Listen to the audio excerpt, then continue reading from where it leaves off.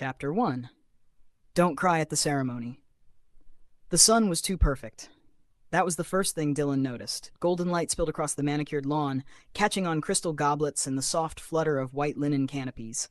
The scent of blooming gardenia drifted faintly on the breeze, woven with the notes of a live quartet playing a gentle classical piece he didn't recognize. It was all beautiful. Painfully so. Like the kind of ending he never got. Dylan adjusted the lapels of his soft navy suit. It was slightly too tailored, an impulsive dry cleaner upgrade that made him feel more dressed up than himself. He knew he looked fine. Handsome, even.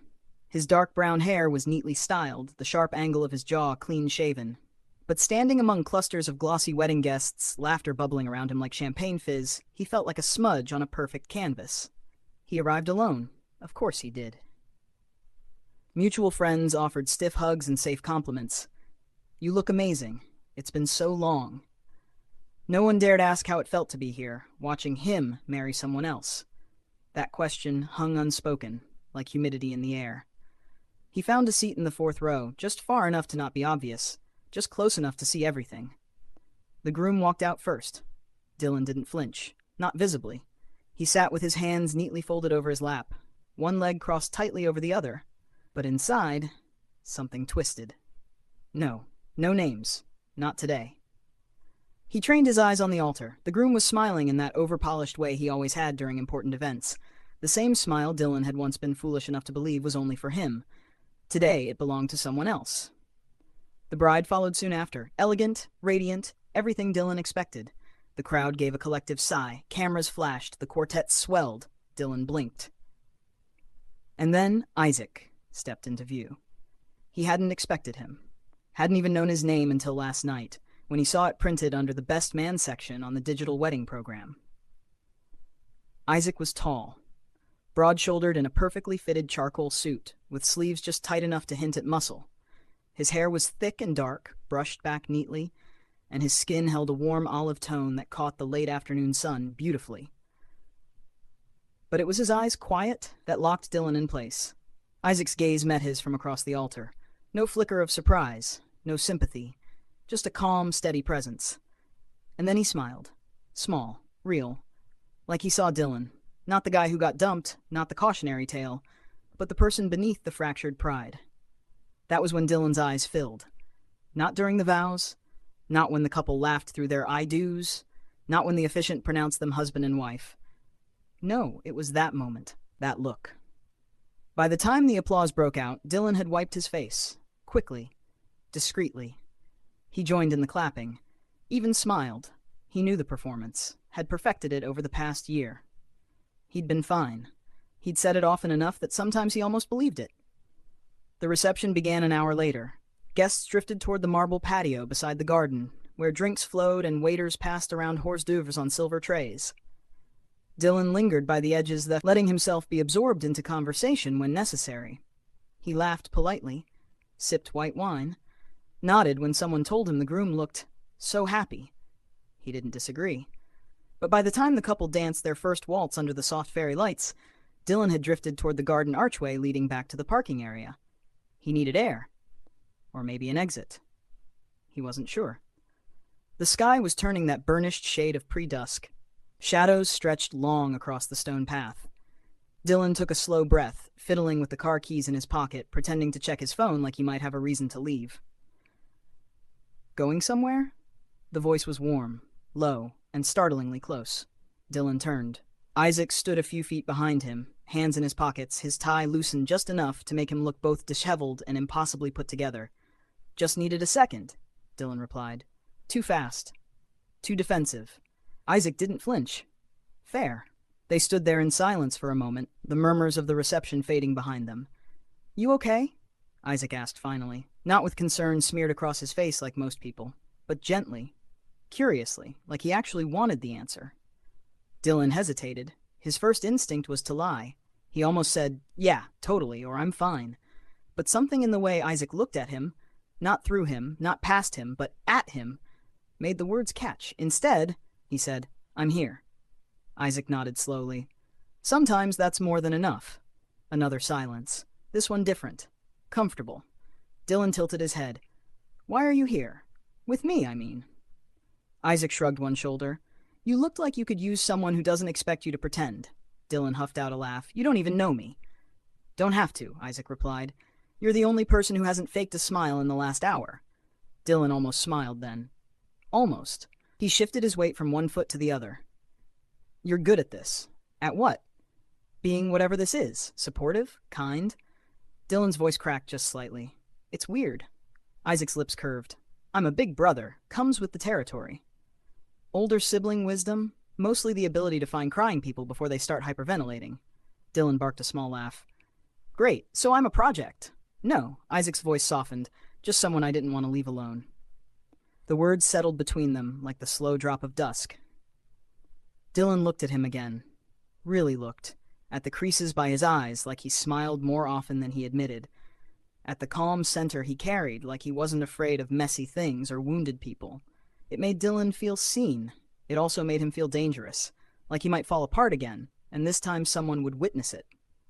He stepped back slightly, reflexively creating space. I should probably... Isaac caught him gently by the wrist. Not hard, not possessive, just there.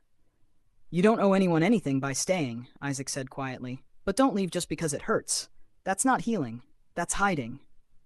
Dylan stared at him, his throat tightened. Did he ever tell you why? He asked suddenly. Isaac tilted his head.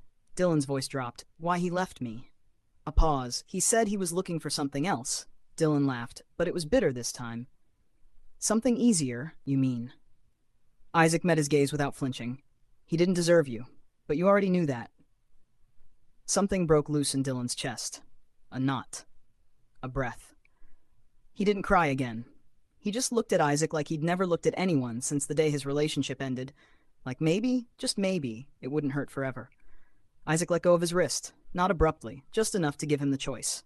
Come back inside when you're ready, he said. Or don't, I'll be around. He turned and walked away, back toward the glow of the reception, his silhouette framed by soft lights and shadows. Dylan stood there a long moment after he was gone. The silence was heavier now, but not lonely. Then, with no real plan, no answers, and still the faintest echo of heartbreak in his chest, Dylan followed. Chapter 2. The Man Who Brought Me a Drink Instead of a Lie. Dylan had perfected the art of being invisible in a room full of people who used to know him. He stood near the edge of the reception patio, half shadowed by a tall white column wrapped in fairy lights. In one hand, a flute of champagne. In the other, a phone he wasn't checking. Around him, guests danced between conversations, perfect teeth flashing, designer shoes tapping against marble tiles, laughter polished and practiced like everything else at this wedding. He sipped the champagne. It tasted like a promise broken in a beautiful bottle. Someone waved to him from across the terrace. Amanda, maybe? A mutual acquaintance who once invited him to a beach trip he never attended. He smiled politely, lifted his glass in a distant toast, then turned back toward the bar. The bartender was busy with someone ordering 3 different mojitos and a Negroni, but not too bitter, please. Dylan waited, quiet, patient, detached. He had to remind himself not to bolt. Every few minutes he had to unclench his jaw. Every few hours he remembered to breathe. The groom had passed by once, earlier, laughing with his new husband, a hand on his back like they were sculpted from the same block of marble. Dylan had nodded, congratulated them, said the words that sounded right but felt hollow in his chest. It wasn't jealousy anymore. Not really. It was the ache of irrelevance, of having once been someone's everything and now being barely a footnote in the story they were telling the world. He was halfway through deciding between another glass of wine or escaping to the valet when Isaac appeared beside him. No announcement. No lingering stares this time, just a body slipping into place next to his. Tall. Warm. Settled like he belonged there. You looked like you needed something real, Isaac said, offering a short glass with amber liquid. Dylan took it without thinking. If this is whiskey, I'm kissing you. Isaac arched a brow, smirking. Then I really hope it's whiskey. Dylan took a sip. It burned, but not in a cruel way. It was rich and smooth, laced with the kind of bite he didn't know he craved. He swallowed and looked up at Isaac, blinking once. I think I hate how much better this is than the champagne. You deserve better than the bubbly lie, Isaac replied, tapping his glass against Dylan's. They found a quiet corner near the string quartet's stage, where flickering lanterns cast soft shadows and no one seemed interested in sitting. The cushions on the low chairs were too plush, the angle of the table too intimate, perfect for secrets, dangerous for people trying to stay hidden. Dylan slouched slightly. Isaac mirrored him, their knees almost touched. It wasn't quite flirtation, not yet, but it was. Potential. "How are you always exactly where I'm about to break?" Dylan asked, voice low. Isaac took another sip, then shrugged. "I like puzzles, especially the kind people pretend they're not holding together with tape." Dylan scoffed, but it was gentler this time. "You're very smooth for a man at someone else's wedding." Isaac grinned. "I'm just waiting for the part where we fake a scandal and steal the cake." Dylan chuckled, quiet, surprised. Not the brittle laugh he'd given earlier to the groom's best man speech. This one cracked the surface, made his chest feel less like a closed vault. He leaned his elbow on the armrest, studying Isaac in the golden light. "Are you always this good at reading people?" "No," Isaac said, deadpan. "Usually I read cereal boxes, less emotional risk." Dylan laughed again. It startled him this time. He pressed a hand to his mouth, shaking his head. "Stop. You're going to make me believe I'm allowed to enjoy myself." "You are," Isaac said simply. "Even here. Especially here." Their eyes met, and for a long moment the world seemed to fall quiet around them. The laughter and clinking glasses, the music, the clatter of heels, all of it faded like background static. "Hey!" A loud voice slurred. Dylan blinked as a woman stumbled into view, holding 2 glasses of rosé. Her makeup was slightly smudged, but her expression was cheerful and unfiltered. "Oh my God! Finally," she said, pointing between them. "You two are like so obvious. Took you long enough." Dylan's throat locked. What?" She giggled, already walking away. "Happy for you. About time you brought someone good, Dylan." Isaac didn't flinch. Just took a casual sip of his drink, eyes still on Dylan. "She thinks we're a couple," Dylan said, voice tight. "Not yet," Isaac replied, not missing a beat. The words sat there between them like a lit match. Dylan stared at him, expecting a grin, a wink, a laugh. But Isaac wasn't teasing. He looked serious. Not heavy or intense, but honest. Like the thought of them wasn't just a passing joke. Like it had planted itself somewhere deeper. Dylan looked away. His heart was stuttering against his ribs, unsteady and unsure. The past whispered through the breeze again. "You're too much. You feel too much. No one wants all that noise." But Isaac didn't seem to be backing away, and that alone made something in Dylan ache. Later, the music changed. The bride and groom took the floor for their first dance, guests gathering in a soft ring around them. The fairy lights brightened, the quartet shifted into something melodic, tender. It felt rehearsed, dreamy, untouchable. Dylan hovered at the back of the circle, alone again. The buzz of the whiskey had worn off just enough to make everything feel sharp. He hadn't expected to catch the groom's eye. But there it was, a glance over his new husband's shoulder. Just for a second, familiar, flat. Dylan froze. Then a hand touched his lower back. "Dance with me?" Eisen turned, startled. His mouth opened, no prepared excuse emerged. "Why?" he asked quietly. Isaac leaned in just enough that his breath grazed Dylan's temple. "Because you looked like you needed someone to ask." The floor had space now. Couples joined the bride and groom, slowly filling in the circle with soft sways and nervous smiles. Dylan let himself be guided. They stepped into the soft light. Isaac's hand settled gently at his waist, the other holding his hand. Dylan's breath caught at the closeness. They weren't pressed together, not scandalous, but close enough to feel the warmth of each other's bodies. Close enough that Dylan could smell Isaac's cologne. Woodsy, warm, something like clove and citrus, and something else entirely him. They danced slowly. Dylan didn't speak, didn't trust himself to. He kept his eyes somewhere near Isaac's shoulder until Isaac spoke, voice a low murmur. "You deserve better, and you know it." Dylan's chest tightened. He gripped Isaac's hand just a little harder, afraid if he let go, the words might undo him completely. He couldn't remember the last time someone said that and meant it. "I don't know what I'm doing," Dylan admitted, his voice barely audible over the music. Isaac moved his thumb in small circles over the back of Dylan's hand. "You don't have to know." They swayed in time with the music. Not flashy, not flirtatious, just real. Just them. As the song faded, couples began peeling off the floor. Laughter resumed. Someone cheered for a kiss between the newlyweds. But Dylan didn't let go. Neither did Isaac. Their hands stayed joined, a soft thread between them.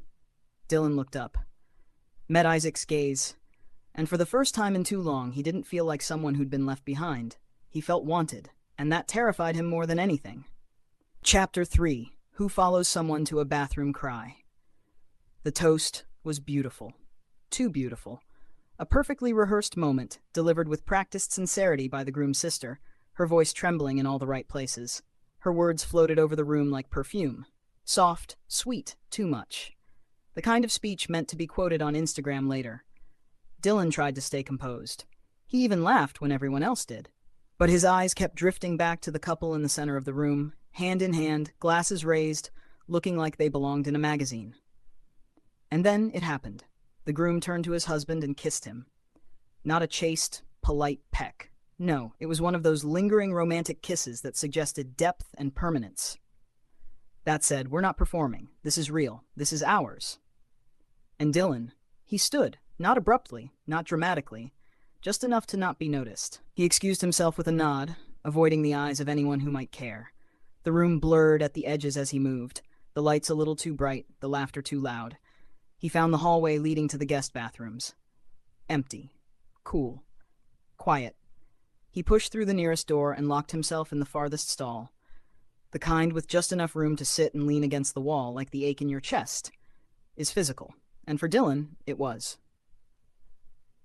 He slid down until he was crouched on the tile, suit pants wrinkling under him, elbows on his knees, hands pressed to his face. He didn't sob. That would have required breath. Instead, the tears fell silently, bitterly, one after another, like they'd been waiting all night for permission. He hated it, hated that it still hurt, that after everything, after the months of silence, the false starts at moving on, the exhausting pretense of indifference, one stupid kiss could unravel him again.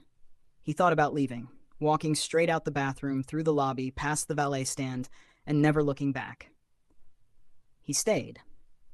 Because despite everything, he still wanted to be the kind of person who could bear witness, who could survive this moment with dignity, even if it was scraped together from the last bits of himself. Eventually, the tears stopped. Or maybe they just ran out. Dylan pulled some tissue from the metal dispenser, blotting his face. He blinked at his reflection in the slim gap of the stall door, catching the edge of his profile in the mirror above the sinks. His eyes were red-rimmed. Not destroyed. Just tired. He stood, straightened his jacket, and unlocked the door. When he stepped out, Isaac was sitting on the bench across the hallway, elbows on his knees, hands clasped loosely. His head was tilted like he was listening to something far away. But the moment Dylan opened the door, his eyes met his. Dylan froze. Isaac stood slowly. I wasn't following. Dylan blinked. Isaac scratched the back of his neck. Figured someone should. He didn't ask if Dylan was okay, didn't offer platitudes or pretend he hadn't heard what the world knew but never said aloud. He just stepped forward, reached into his pocket, and handed Dylan a small packet of tissues. You missed one. He gestured to a damp streak just under Dylan's eye. Dylan chuckled, a cracked, fragile sound. He took the tissues and wiped his face again, more gently this time. They didn't speak for a moment.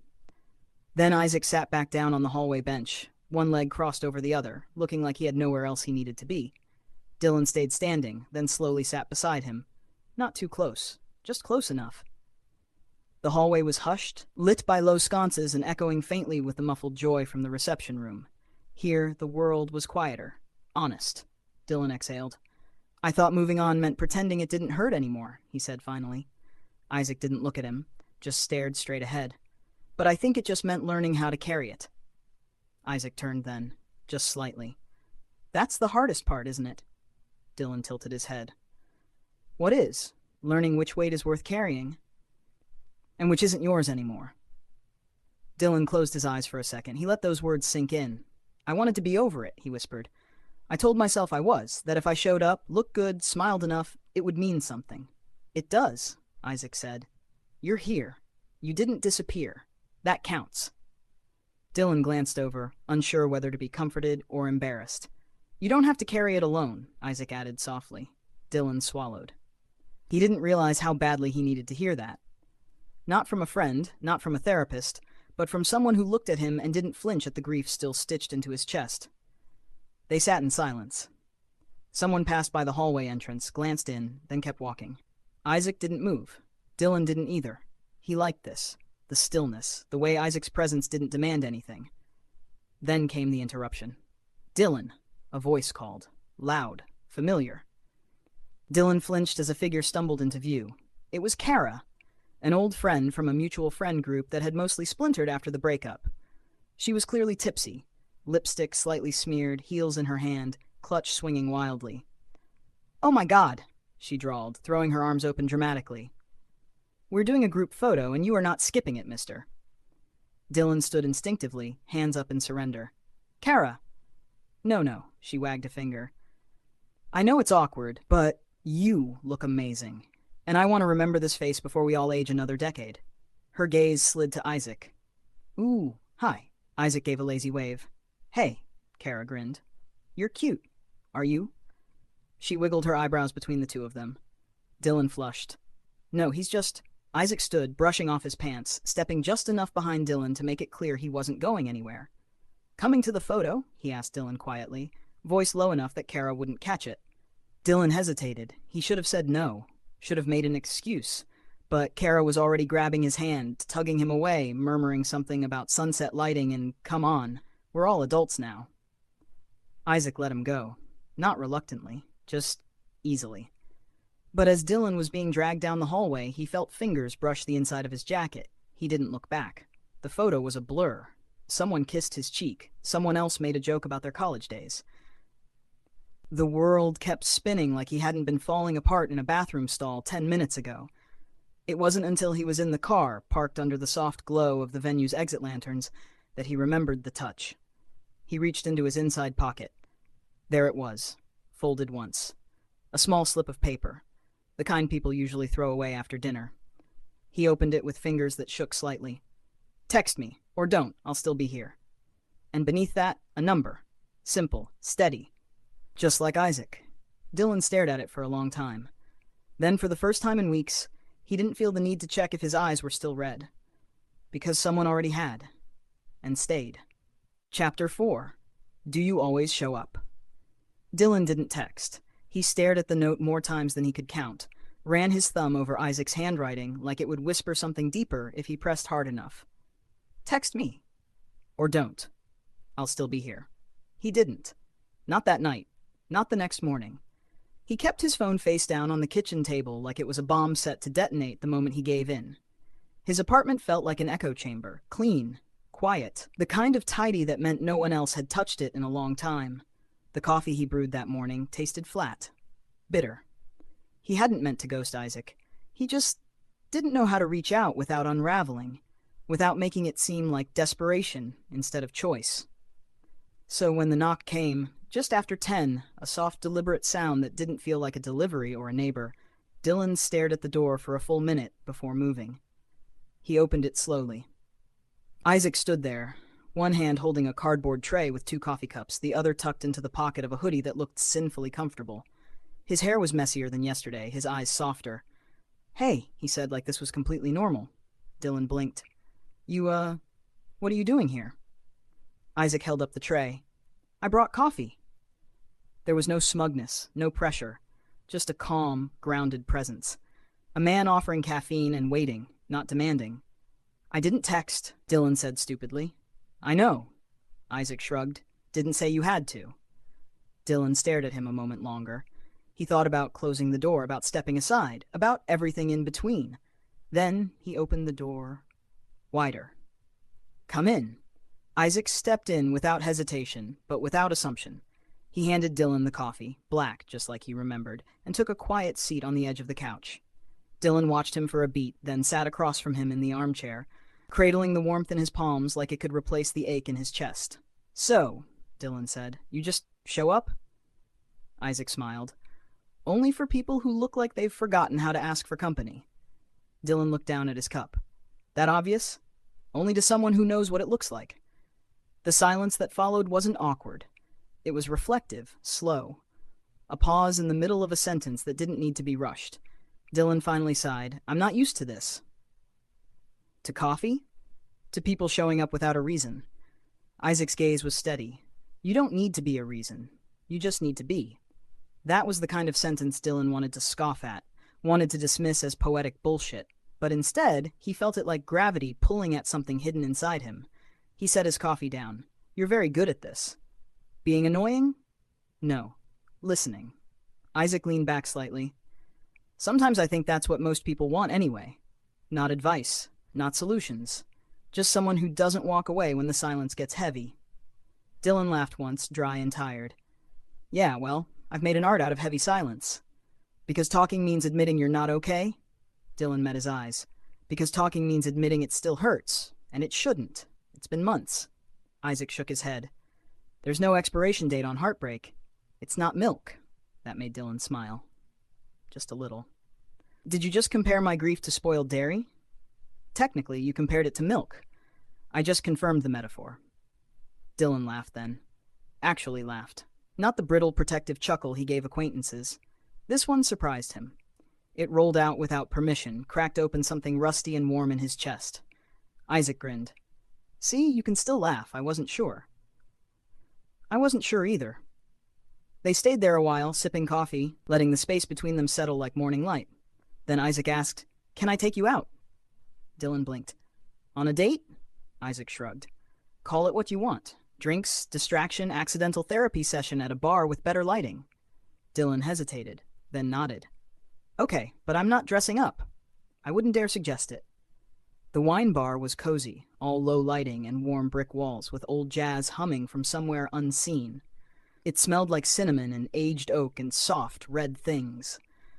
They sat at a high-top table near the back, sharing a small plate of olives and bread and sipping drinks from mismatched glasses. Dylan relaxed more than he thought possible. Maybe it was the wine. Maybe it was the way Isaac asked questions without prying, or how he listened like each answer was a story worth telling. So, Isaac said, twirling his glass between his fingers. You were with him how long? Dylan didn't flinch. 3 years, give or take. Happy years, some, enough to believe in it. Isaac nodded slowly. And the end? Dylan swirled the wine in his glass. Quiet, no fights, just less and less, until there was nothing to hold on to except the memory of before. Isaac's expression didn't change, but his eyes were soft. That's worse than a clean break. It is, Dylan smiled without humor, because you don't get to hate them, just yourself. Isaac reached for his glass. Tapped it gently against Dylan's. To the ones who forgot what they had, and to the ones learning to remember themselves again. Dylan clinked his glass with his. That was dangerously poetic. I've been accused of worse. They bantered more easily after that. Dylan found himself leaning in, elbows on the table, listening intently to Isaac's story about a failed cooking class and a neighbor who reported him for singing show tunes at 2 a.m. You're ridiculous, Dylan said, snorting into his wine. You flirt like someone who forgot how, but still remembers the rhythm, Isaac said, cocking an eyebrow. Dylan choked on his sip. Excuse me? Isaac smirked. I'm just saying, there's a groove somewhere under all that quiet. Dylan laughed, this time loudly, fully. The kind of laugh that made his stomach ache and his eyes water. Maybe, he said, grinning. Maybe I just needed a better song. They walked back to the car slowly, a quiet stroll under strings of overhead lights and the gentle murmur of late-night city life. The wine sat warm in Dylan's veins, not enough to blur things, just enough to make him feel real. At the car, they stopped. Neither moved to open the door. Isaac looked at him, his face still amused but softer now. I had fun. Me too, Dylan said, voice low. Silence stretched. Isaac leaned in slightly, the space between them tightening. Dylan's breath caught. His heart stuttered, and just before their lips could meet, Dylan pulled back. I'm scared I'm still looking for him in your eyes, he said quietly. Isaac didn't flinch, didn't look hurt once. Then take your time, he said, his voice gentle. Just know I'll still be looking at you. Dylan closed his eyes, something tight in his chest easing just enough to make room for something new. Something possible. Chapter 5. You can't replace someone who's already gone. The fire danced, golden and alive, flickering like it had something to say. A warm breeze carried the scent of charred marshmallows and sea salt, mixing with laughter and the soft thrum of a Bluetooth speaker that played something summery and nostalgic. The beach glowed in the early night, string lights pinned between driftwood poles casting wide halos over blankets and folding chairs scattered on the sand. Dylan sat cross-legged on a faded quilt, legs just barely brushing Isaac's. They'd arrived together. Well, not technically together, but close enough. Dylan had slipped into Isaac's car without overthinking it, the sound of Isaac humming along to something low and jazzy, making the silence between them feel like a shared language. And now, here they were, sharing drinks, sharing space, sharing little things that weren't declarations, but weren't meaningless either. Their knees bumped when they reached for the same bag of chips. Isaac made some dumb comment about destiny, and Dylan laughed, pressing his shoulder gently into Isaac's in quiet retaliation. Someone noticed, maybe two someones, and Dylan saw the way a few glances passed between friends like invisible threads, but no one said anything. Not yet. They were that close, that visible, and it both thrilled and terrified Dylan. Isaac leaned over and whispered something into his ear. A joke about the burnt marshmallows, Dylan thought. And Dylan smiled, the curve of his mouth soft and private. There were inside jokes now, and muscle memory in the way their hands found one another's when the conversation lulled. And yet, the hesitation lingered. Isaac never pushed. He let Dylan dictate the pace, the rhythm, but Dylan could feel the shift in the air, like the waiting was becoming a question. Not an ultimatum, just a heartbeat. "Hey!" someone called across the fire, breaking Dylan's thoughts. It was Reese, loud and grinning, holding a red Solo cup and riding the edge of tipsy. "You two gonna announce it, or should we keep pretending we don't see the eye-fucking?" A ripple of laughter followed, some nervous, some genuine. Dylan's stomach dropped. Someone else chimed in, maybe Jack or Brian, Dylan wasn't sure. Guess heartbreak rebounds do have a glow-up phase. The laughter shifted then, sharper, not cruel, not exactly, but careless. Too easy. Dylan didn't laugh. He pulled back just slightly and stood. Isaac's eyes tracked him as he brushed imaginary sand from his jeans, murmuring something about needing air. No one stopped him. He walked toward the edge of the water, where the bonfire's light gave way to moon-paled sand and the hush of waves smoothed everything sharp. He didn't cry. But something inside him went quiet in the way things do when they're trying very hard not to crack open. He sat alone, a few feet from where the tide kissed the shore, hands clasped between his knees. The stars overhead were smudged by city light, but still stubborn. Still there. He didn't hear Isaac approach, didn't need to. He felt him. But Isaac didn't sit beside him. He stood a few feet back, waiting. Like always. Dylan's voice was soft when it came. "I'm not over it." Isaac didn't move. "I don't know if I ever will be," Dylan added, shoulders tense with shame. Isaac stepped forward once, just enough. "I know." There was no disappointment in his tone, no hidden edge, just fact. Dylan looked out at the water. "He didn't just leave, he let me shrink, for months, until I wasn't even sure I was real anymore, and then one day he said I felt like a stranger, like it was something I'd done." Isaac sat then, not too close, but close enough. Dylan's hands curled in the hem of his shirt.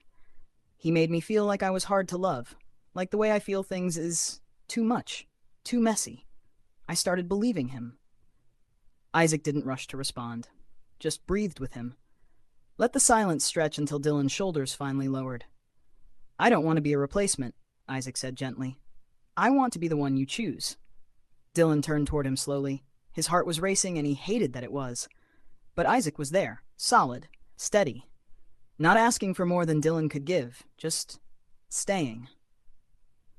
"I'm scared," Dylan admitted, "that I'll keep trying to find him in you, that I'll keep flinching at the wrong things, that I'll ruin something before it starts." Isaac leaned in. His voice was barely above the waves. "You won't find him in me." Dylan's breath caught. Isaac reached out, slow, careful, and cupped Dylan's face like he was holding something delicate but important. "Because I've never once asked you to be someone else." Dylan's eyes stung, but the tears didn't fall. Not this time. And when Isaac kissed him, it wasn't urgent or demanding. It wasn't the kiss of a man trying to prove a point or make a claim. It was slow, tender. Like each moment had been carved from patience and hope and the soft ache of finally being seen. Dylan kissed him back, fingers curling in Isaac's shirt. breath shaking as his heart stuttered through every beat of doubt and longing and quiet want. It was messy, honest, real. When they pulled apart, Isaac didn't speak. Neither did Dylan. They didn't need to.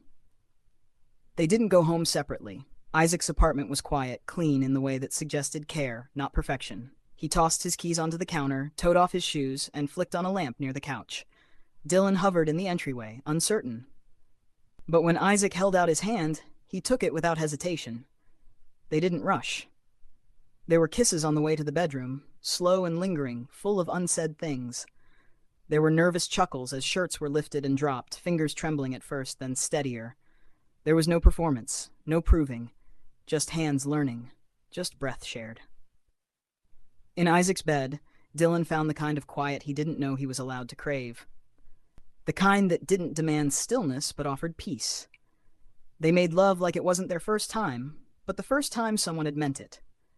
When it was over, when their bodies were tangled and their foreheads touched, breath sinking in the silence, Dylan didn't move away. Not even when the warmth of sleep crept in. Not even when doubt threatened to return. Isaac pulled the blanket over both of them and whispered, "You okay?"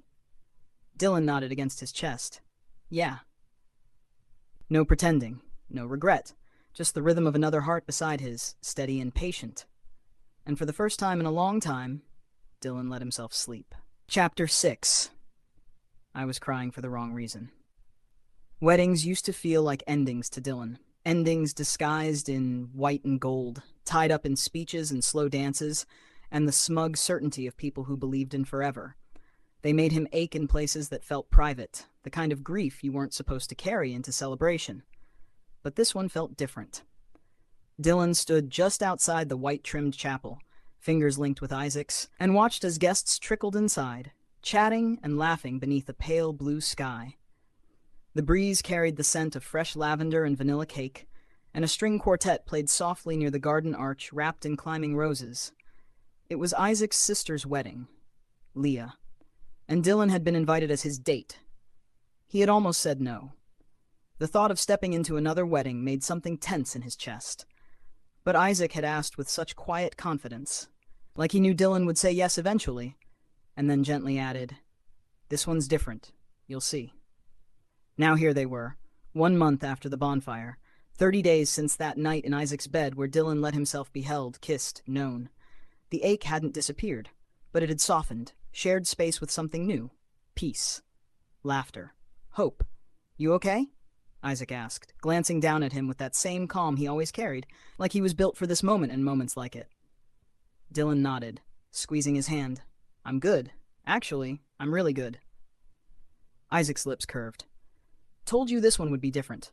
They entered together, heads turning, whispers surfacing. "Oh my God, he's gorgeous!" Dylan heard someone say behind them. Leah waved from the front row with a wink. Dylan flushed, but Isaac didn't let go of his hand. Their seats were near the aisle, 2 rows from the altar. As the ceremony began, Dylan caught his reflection in a pane of glass near the pulpit. He looked like himself, but steadier, like someone who had survived something and didn't wear it as shame anymore. When Leah walked down the aisle, Isaac's mother reached over and gently took Dylan's hand. Just for a moment, just long enough to say, "You're part of this too." Tears welled behind Dylan's eyes, but they didn't sting. Not this time. The reception sparkled under twilight, long tables laid with candles and delicate florals. Dylan found himself wrapped in warm conversation with guests he barely knew, but who treated him like he'd always belonged. "You two are adorable," one woman cooed, waving her wine glass in their direction. "I thought my husband was romantic until I saw your boyfriend pulling out your chair like it was 1950. Dylan laughed, and Isaac, sitting beside him, whispered into his ear, "You're the best man here." Dylan turned to him, smiling. "Flatterer." "I speak only the truth," Isaac replied, brushing his fingers along Dylan's wrist under the table. Later, as the music changed and couples moved toward the dance floor, Dylan hesitated. It wasn't the same fear as before. It wasn't about being watched. It was the weight of knowing this dance would mean something. That every step would be one more thing he couldn't take back. One more way he let go of the past and leaned to the future. Isaac stood, holding out his hand. Dylan took it. The song was slow, soft, with lyrics that brushed the air like wind over water.